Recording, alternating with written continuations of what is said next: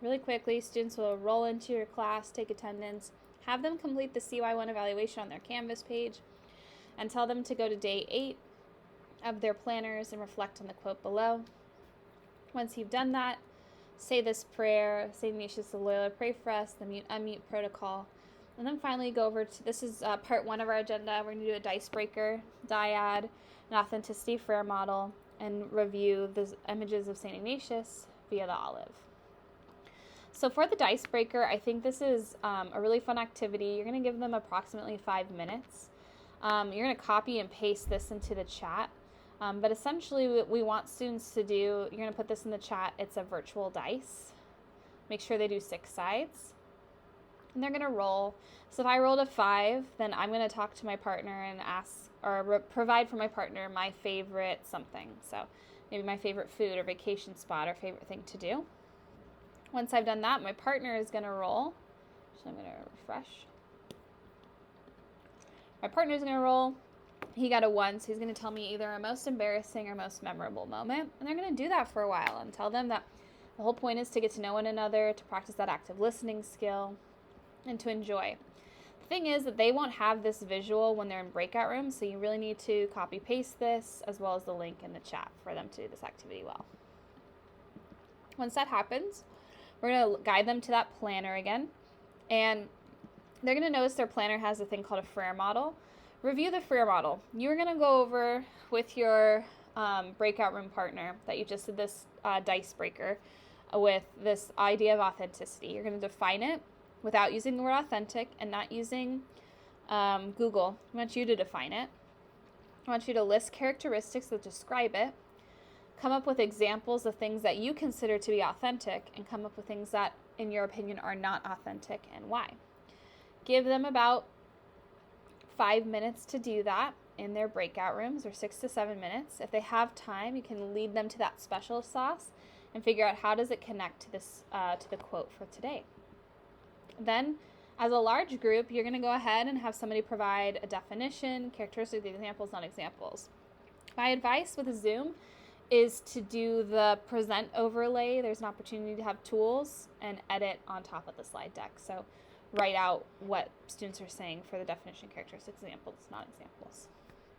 After they've done that, we're going to invite them to see, it says Zoom annotation features. That's a really easy way of including what they're talking about.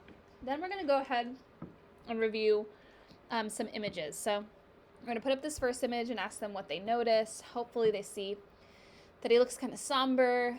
He's in armor. He has a spear, so he's most likely a soldier or a warrior. You might notice that it says IHS here. It also has a crest. So hopefully people are starting to, those are the ONES colors, the cardinal and gold. So it's reminding us of his family. Then we want him to look at this image. He's still serious, but he seems lighter. There's a halo, cross, a lot of religious motifs. Maybe they'll notice AMDG. Maybe they won't. It's part of it. And really just help them to come up with how you describe this image. Then we're going to juxtapose them, put them next to each other, and ask students to compare and contrast. What do they see? And hopefully they'll figure out that these aren't two different people. This is actually the same person. And we're going to argue that this is representative of Ignatius's journey towards authenticity. So in preparation for this word authenticity, which we just sort of interrogated and broke down, we're going to watch how St. Ignatius became an authentic person. It might be a good idea for them to write in their planners more details. So maybe target the way they watch this. Like, I want you to tell me what happened or how, what type of things happened in St. Ignatius's life that led him to be more authentic. What did he do? After you do that, we'll do a think, pair, share. So give the students a couple minutes, maybe 2 minutes individually to write down notes. How did St. Ignatius work towards authenticity? Write it down. Then in a breakout room, give them 4 minutes. Have them share and debrief the video. And then bring them back into the main meeting. And discuss what was it that you discovered brought St. Ignatius towards authenticity. I gave you some notes here to sort of fill in the gaps, but I think a really important few are this idea of humility and being willing to learn, isolation, taking space away from something, and finding your people, meaning finding like-minded folks that can help you with a goal in mind. Either have a student or you read this. This is reiterated from the video. Like, as students of a Jesuit school, you've been called to authenticity, which means critical thinking, social responsibility, personal development. And it's not about what you do, it's a state of being. We are human beings, not human doings. And so this is kind of a callback to that St. Catherine of Genoa meditation that they've done, the metacognitive exercise, the idea that our job in Jesuit education isn't just to give them information, but to help them with the how. How do they think about things? How are they responsible for more than just themselves? And how do they become the fullest, most brilliant versions of themselves? So for that reason, we're going to invite them into a bio break, because we just said isolation and space is sometimes a really healthy way to help our brains process all this good information. So give them a bio break, 10 to 15 minutes, and then bring them back. You'll notice that there's no Patronus activity because we wanted to give you ample time and space, and it's also really tricky to do the Patronus activity online, so we just axed it from the curriculum, and I think it's going to allow it to feel a little bit less heavy. Once they come back, you're going to notice that we've got ite inflammate omnia. Ask students if they know what that means, if any of them take Latin. It means set the world on fire. And it's one of St. Ignatius's many mottos. And then invite students, what do you think a motto is? And hopefully you get like a phrase that encapsulates beliefs or ideals that kind of govern or guide a family, institution, and individual. Words to live by. And we're going to watch a video of a Loyola graduate. And what's most important is that this student had many mottos in his life. So we're going to ask students to take notes and write down what mottos did they find in this video. Once they've done that, you'll watch it and then you'll discuss it. So you notice that the video itself is 17 minutes. So you should take about 5 minutes to discuss with students what were the things that were guiding Austin's life. And he has an incredible story. So I think it's also one of those things where recognize that this is emotionally really heavy, and some of your students might need a temperature check. So just check in with them as you're going through this. Austin lived a meaningful life because he had great mentors and great work ethic, but he also had mottos that helped lead and guide him. Loyola also has a motto. Does anyone know what Loyola's motto is? And hopefully they figured out, yeah, it's AMDG. So it's plastered all over buildings. Does anyone know what that means? You got it. It's Ad Majorem Dei Gloriam. Does anyone know what that means? That means to the greater glory of God. Notice that they've seen AMDG in the curriculum. We just didn't necessarily point it out. Like if you looked at Loyola of Chicago's Faith Crest, it has Ad Majorem Dei Gloriam around the side. If you go back literally in this slide deck to the picture of St. Ignatius as a religious person, on the journal it says AMDG. Give me 1 second. See a lot of.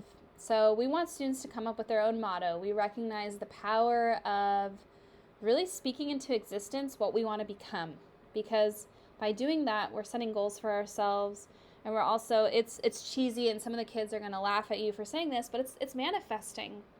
If you really believe that you can become something, and not just like a superstar or something that's really like self-promoting, but if you really like characterize are trying to become a more humble person, or you are trying to work on your work-life balance, creating awareness around that goal is the first step.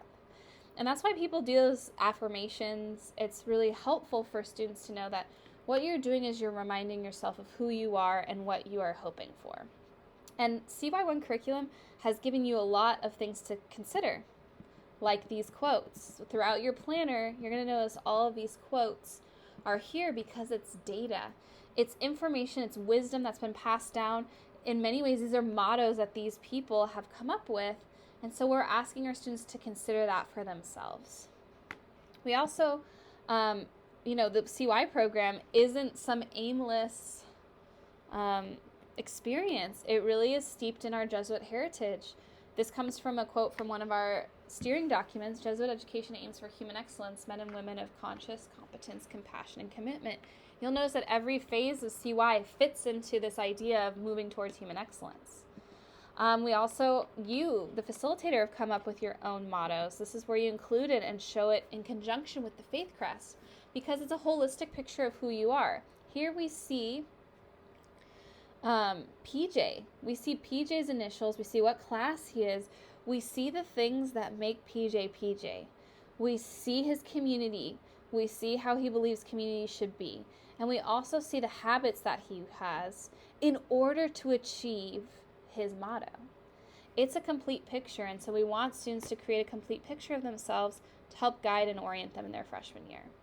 So give them a good 10 minutes and tell them to take it seriously, be authentic, reflect over the different learnings, maybe borrow from the collective wisdom, or maybe borrow from figures or influential people in their lives that they care about, and create a motto, add it to their faith crest, and then turn it in to Canvas.